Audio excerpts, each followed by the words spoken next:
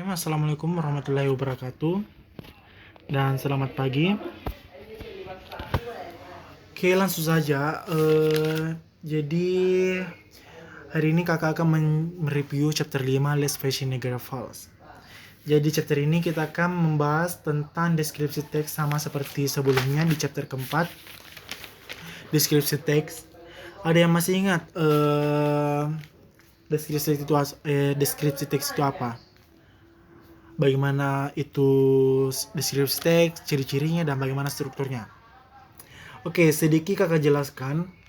Jadi deskripsi teks itu sebuah teks yang akan menjelaskan ataupun menggambarkan suatu tempat, suatu barang ataupun seseorang. Jadi deskripsi teks itu adalah paragraf tentang penggambaran.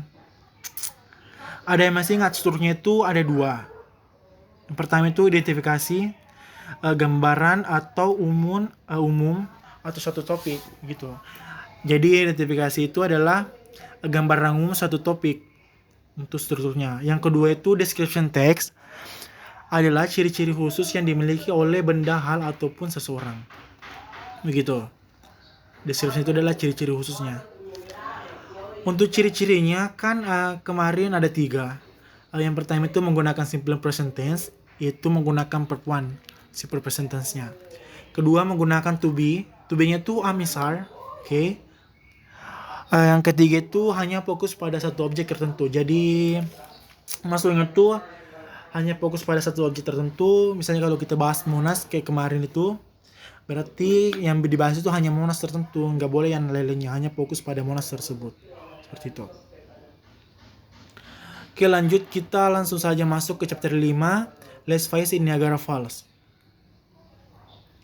Oke, nanti saya share teksnya untuk kalian baca-baca, visitin Niagara Falls-nya, karena waktunya memakan banyak waktu.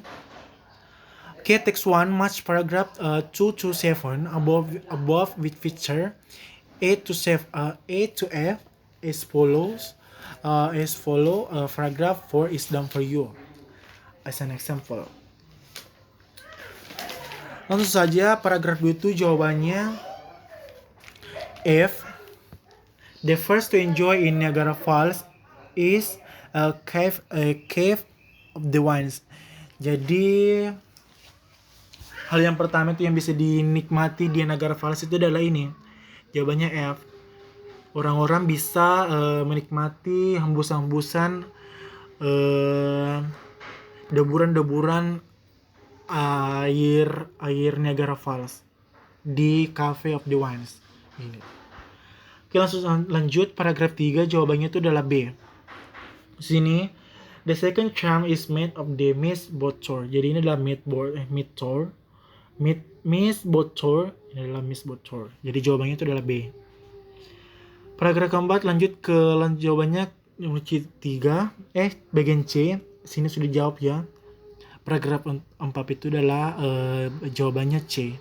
Ini adalah the next to visit Niagara Falls is Niagara Adventure Theater. Jadi ini adalah teater Niagara Adventure.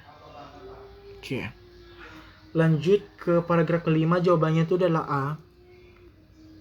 Niagara Science Museum is another place to visit. Niagara Science Museum is another place to visit. Jadi ini adalah museum, salah satu museum yang bisa dikunjungi. Gitu. Paragraf 6, jawabannya itu adalah E. Ini jawabannya ini adalah the first point of interest in Niagara Falls, Niagara Wax Museum of History. Jadi ini adalah patung liling.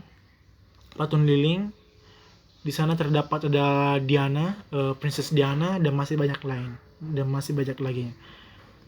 Yang terakhir adalah paragraf ke-7, jawabannya itu adalah D. Sini. Jawabannya itu, finally people can also enjoy rainbow air helicopter tour about and around the American and Canadian Falls. Jadi orang-orang bisa menikmati pelangi di atas sini, di atas air helicopter. Gitu. Jadi jawabannya adalah D. Oke, text 2. Langsung saja answer the following question by referring to the text facing Niagara Falls. Number 1. Where is Niagara Falls located? di mana letak air terjun Niagara. Jadi air terjun Niagara itu terletak dalam 2 negara bagian, di antara provinsi Ontario, Kanada, dan New York, Amerika Serikat. Yang kedua mention the 3 waterfall that form Niagara Falls. Sebutkan 3 air terjun yang membentuk air terjun Niagara. 3 air terjun yang membentuk air terjun Niagara yaitu Horseshoe Falls, American Falls, and Bridal-Veil Falls. Oke, lanjut yang ketiga. What can people enjoy in the Cape of the Winds? Apa yang bisa orang-orang nikmati dalam Cape of the Winds? Jadi orang-orang bisa menikmati lebih dekat ke air terjun dan bertatap muka dengan deburan air dari air terjun tersebut. Keempat, can people ride on the mat of the wood and on the mat of the mist boat tour in Journey? Bisakah orang-orang menaiki kapal tur kabut pada bulan Januari? Jadi jawabannya itu tidak, mereka tidak bisa karena kapal tersebut beroperasi pada pertengahan Mei sampai akhir Oktober. Nomor 5, where can people watch a film of the Thundering Falls with a completely different background? Di manakah orang-orang bisa menonton sebuah film tentang gemuruh yang terjadi secara lengkap dengan latar belakang yang berbeda? Jadi mereka di situ menonton di teater petualangan Niagara. Oke, next. Nomor 6, can the tourists enjoy the film in their own language? Bisakah para turis menikmati film itu dalam bahasa mereka masing-masing? Jadi jawabannya tuh ya bisa, karena mereka karena di sana tersedia yang namanya headset multibahasa. Gitu. Next, why is kept in Niagara Science Museum? Apa yang disimpan di Museum Sains Niagara? Jadi Museum Sains Niagara itu menyimpan instrumen-instrumen sains dan perlengkapan filosofi kuno. 8. What is shown in Niagara Falls Museum of History? Jadi apa yang ditampilkan Museum Lilin sejarah Niagara. Jadi banyak yang ditampilkan di sana seperti figur lilin Julia Roberts dan Putri Diana juga ditampilkan di benteng pemandangan Niagara. Kampung suku Indian, toko kuno, pemandangan blacksmith dan barber, dan bagaimana listrik dibuat. Seperti itu. Nomor 9, where can people see the story of how electricity was made? Di manakah orang-orang bisa melihat cerita bagaimana listrik dibuat? Jadi orang-orang bisa melihatnya di Museum Lilin Sejarah Niagara karena terdapat di sana di Gunung lilin tentang bagaimana listrik itu dibuat. Oke, nomor terakhir, is it possible for people to have rainbow helicopter tour at night? Apakah bisa orang-orang melakukan tur udara dengan helikopter pelangi pada malam hari? Jadi jawabannya itu tidak bisa karena dibukanya dari jam 9 pagi serta dibuka saat cuacanya memungkinkan atau mendukung. Seperti itu. Oke, sudah cukup dulu untuk description text-nya. Kita lanjut ke materi selanjutnya, passive voice. Ada yang masih ingat apa itu passive voice? Jadi sedikit saya jelaskan lagi. Passive voice is a form of sentence where the subject of sentence take action. Unlike active voice which focus on the party doing the action or do action. This form focus more than the party or object that receive the result of an action receive of. Jadi lebih singkatnya itu kalimat pasif biasanya digunakan jika kita ingin menekankan pada tindakan atau kata kerja dan objeknya itu sebuah kalimat daripada subjeknya, seperti itu. Itu singkatnya. Jadi di sini juga terdapat rules changing active voice to passive voice. Jadi ada aturannya guys. Jadi aturannya itu untuk mengubah active voice ke passive voice. Yang pertama itu identify the subject, verb, and subject. Oke, identify the subject, verb, and object. Salah tulis nih. Jadi yang pertama itu kita harus mengidentifikasi subjeknya, mana subjeknya, verbnya, dan mana objeknya.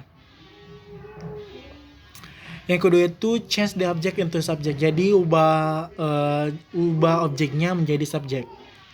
Put the suitable helping verb auxiliary verb atau tambahkan to be. Change the verb into the past participle form. Jadi di sini tuh ubah kata kerja pertamanya itu atau kedua menjadi past participle atau kata kerja ketiga. Jadi diubah itu kata kerja pertama dan kedua menjadi kata kerja ketiga. Kemudian add the preposition by, tambahkan kata tambahan by. Kemudian terakhir change the subject into the object. Jadi ubah subjeknya itu menjadi objek. Gitu. Jadi contohnya di bawah ini. Untuk kalimat active voice-nya itu the teacher explain the lesson. Kemudian untuk mengubah menjadi passive voice, the lesson was explained by the teacher. Jadi pertama-tama kita harus identifikasi subjeknya, mana subjeknya, partnya, the lesson, dan objeknya. Jadi kan the teacher ini adalah subjek, explain adalah kata kerja, kemudian the lessonnya adalah objek. Jadi di objeknya itu kita jadikan subjek, was-nya itu adalah to be, kemudian explain-nya itu kata kerja bentuk ketiga, jadi explain it. Kata kerja ketiga, by-nya itu kita tambahkan di sini, oke. The teacher itu kita ubah subjeknya menjadi objek gitu. Itu contohnya. Sama contohnya hal yang di bawah sini, sama. Oke, hal yang harus diingat dalam passive voice itu, jika menemukan subjek seperti ini, they, we, you, ini 4, itu to be-nya are untuk present, were, past, dan had. Ini yang 4 gitu. Sama halnya dengan yang ini. Jika subjeknya she itu to be-nya is untuk present, he untuk was untuk past, it untuk has gitu. Ini juga untuk pronounnya itu. Ini untuk pronounnya itu kata gantinya itu jika menemukan seperti ini, they itu diubah menjadi them, bisa diubah menjadi them. We untuk us, I untuk me, you tetap you, she untuk her, he untuk him, it tetap sama. Jadi ini yang perlu diingat mati-matian. Seperti itu. Nah, rumus untuk simple present tense untuk active voice-nya itu subject plus verb 1 plus object. Untuk passive-nya subject is are atau to be-nya plus past participle or verb 3 plus by plus object. Example, he reads books every day. Ini untuk active voice-nya, untuk passive-nya itu books are read by him every day. Jadi sekali lagi saya ingatkan, ini kita identifikasi dulu. Yang pertama itu mana subjeknya, verb-nya, dan mana objeknya. Jadi ini adalah subjek, he-nya. Read adalah verb-nya, books adalah objeknya.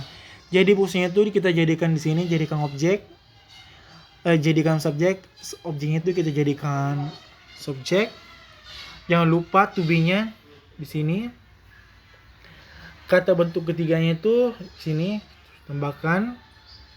Read-nya itu jangan lupa kata gantinya itu him. Ini banyak kita tambahkan, objeknya kita di sini. Oke.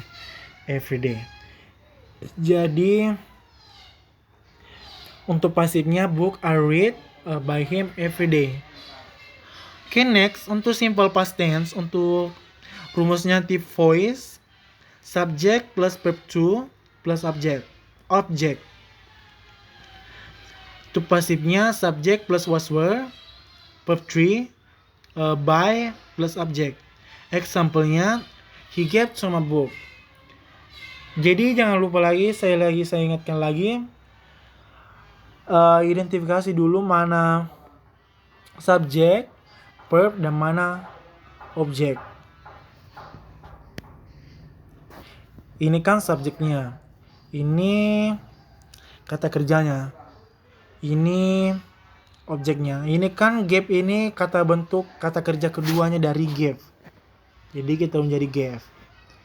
Ingat, objeknya itu kita ubah menjadi subjek.